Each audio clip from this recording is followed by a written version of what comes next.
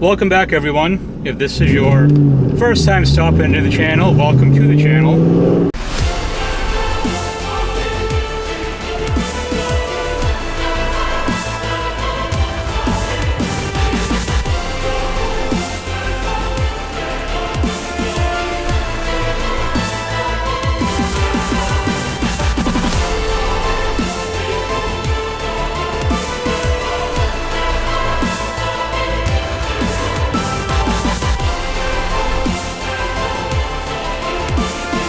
Just as a quick reminder for those of you that may not know, I started doing subscriber showcases for this channel. So if you want to feature your car, your truck, or any cool thing that you have on the channel, the video link of how to do that is below. Also with the email of how to send in pictures. So I look forward to seeing your rides. I'm sure I'm not the only one that's ever had this dilemma for someone that's owned an 0304 Cobra.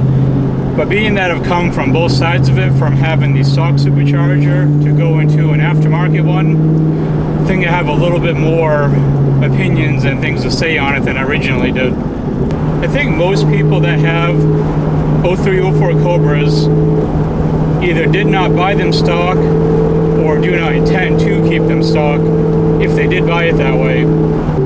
There's one group of voters I want to exclude from all of this, and those are the collectors who have really low mileage cars that don't really ever drive them. They're a different type of Cobra owner compared to the vast majority of people that drive these or drag race them or anything like that.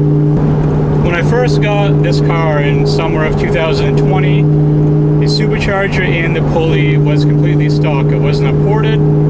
Had the original pulley on it. Can't remember the exact size of the stock pulley, but it's pretty big.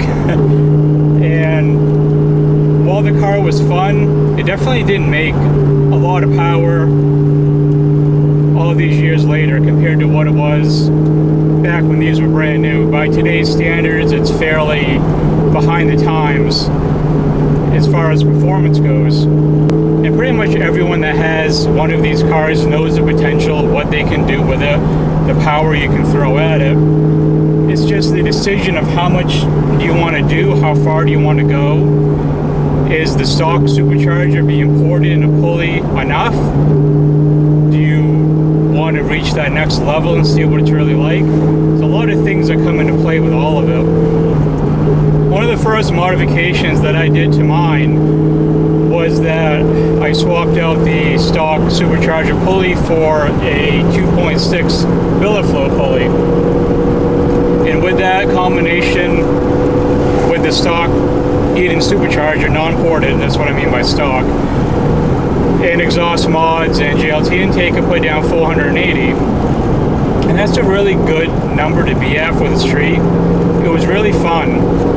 And you can go beyond that too and start dipping into the mid to possibly even the low to possibly even mid 500s with the stock supercharger, with it being ported and running a pulley on it and other supported mods. I personally think that is a great combination. It's a very fun street setup to have.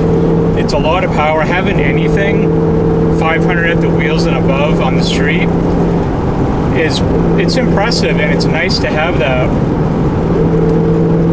And with that being said, I kind of always had the inclination that I wanted to do more with mine personally. I always said that if I took the stock supercharger off the car, if it ever comes off the car, it's not being ported because a bigger one is going to go back on. And that's exactly what I did with mine. I have the VMP Gen 3R on this Cobra now. Overall, it's not really fair to compare a Eaton supercharger to an aftermarket one. It's just so much of a smaller blower with less efficiency that you can't, it's not really comparing apples to apples. You really have to start comparing blower to blower to start making a fair comparison as far as the aftermarket ones go. But one of the downsides of going with a bigger supercharger is you're going to start maxing out a lot of the stock components on the car.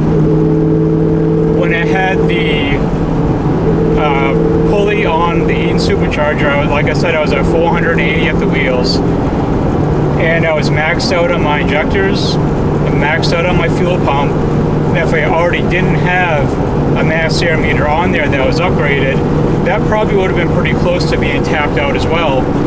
So you have to consider, if you make that jump to go with a ported stock supercharger at that point, or to go with bigger, an aftermarket supercharger, you're going to have to start upgrading stock components at that point in order to support power above that 500 range. As far as what this car is like now compared to what it was before, it's completely night and day difference. It's a lot to handle. My power output now, it's tuned at 700, excuse me, the first pull on the dyno was 700. It's tuned down to 676 because I maxed out on 93 octane. But in this configuration, it will grab your attention, and you have to not screw around to the point of where you're not really paying attention. Like if you're gonna hammer on this and start having some fun with it, it can't just be at the drop of a hat. You have to be ready for it. You just can't. And it's really hard to explain. I wish I could put it in better terms, but it's just a lot of power to handle in a rear-wheel drive car with traction control turned off, or mine's turned off in the tune. You just have to be careful. That's like the overall, I guess I would say, warning about this, is you have to be careful pushing that much power, because it can get out of hand, and get out of hand so quick that by the time you realize that it's out of hand, it's going to be too late. And of course, going with a bigger supercharger like I have on this now, that brings up another whole bag of issues where you don't have with the Eaton supercharger. With this now, I'm not sure when this video is going to drop, either before or after I talk about some of this stuff, so you may have heard a little bit of this before, so I won't touch on it too much. But I've reached the lifespan of my clutch. It's not happy. The saw clutch is not going to survive long with this much power unless I drive around at 3,000 RPMs all the time and never get on it. The other issue too is I'm in danger of snapping my 10-spline input shaft on the transmission, because it's just a lot of power to be putting down. And I'm not saying you're never going to break those components, or you're never going to burn out your clutch with the Eaton supercharger. I'm just saying the likelihood of that is much less. So if you want to make this jump to a bigger blower, you really have to realize that that's not the end of the road. You just don't strap on a big supercharger on these cars and go like this and be like, cool, I'm all set now, I'm all done. It's not going to work like that. You really need the supporting mods around it to really make it all work together. And I knew that going in. I knew that my clutch was on borrowed time.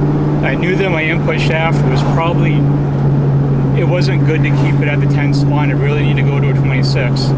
So that's the other aspect of going with a bigger blower, is that you have all those other added costs on top. Where if you go with a pulleyed or ported pulleyed Eaton supercharger, you don't run into those risks quite as much as you do at a power level of what this one is at now. So overall, would I recommend staying with a stock one, or am I telling everyone to go with a bigger one? Supercharger.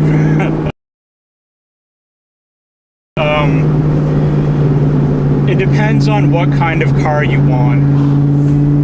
If you just want something to cruise around with, where you want a good amount of power, where you're going to potentially race other stuff and not have to worry about it, being around the 500, 520, 530 mark at the wheels is an extremely fun street build, and I wouldn't discourage anyone from doing that with a Cobra that they have, as far as only doing a pulley or porting it along with a pulley. If you really want to see what these motors can do and how powerful these cars can get, then you have to go to that next level with a bigger aftermarket supercharger like I have. Once you start dipping into this power range, it brings a whole new aspect of this car that you didn't know about before that it was capable of. You can watch all kinds of videos, watch this video, watch dyno videos of these cars putting down big power numbers, but in the end, it's really hard to explain it until you're in it and driving it and experience it for yourself as far as what it's like having an 03, 04 Cobra specifically with this amount of power. Because you can throw this amount of power at lots of other vehicles and it's not the same as having it with this car. It's an entirely different animal overall. So in the end, I can't really tell you what you should do to yours. Ultimately, everyone's own car is their own personal choice for what they want to do with it. But I just wanted to give like my thoughts for pros and cons of each blower as far as a stock one or going with a bigger aftermarket one. Each one has the pros and cons, and what it comes down to really is how much power do you want, and do you want potential problems later on with going with a bigger one. That's what she said. So it's basically all it really boils down to. If you enjoyed the video, make sure to throw it a like. And if you're new here, sub to the channel for more 03, 04 Cobra Terminator discussion. I try to put out videos as often as I can, try to keep the conversation going. I just like to open up people's minds a little bit.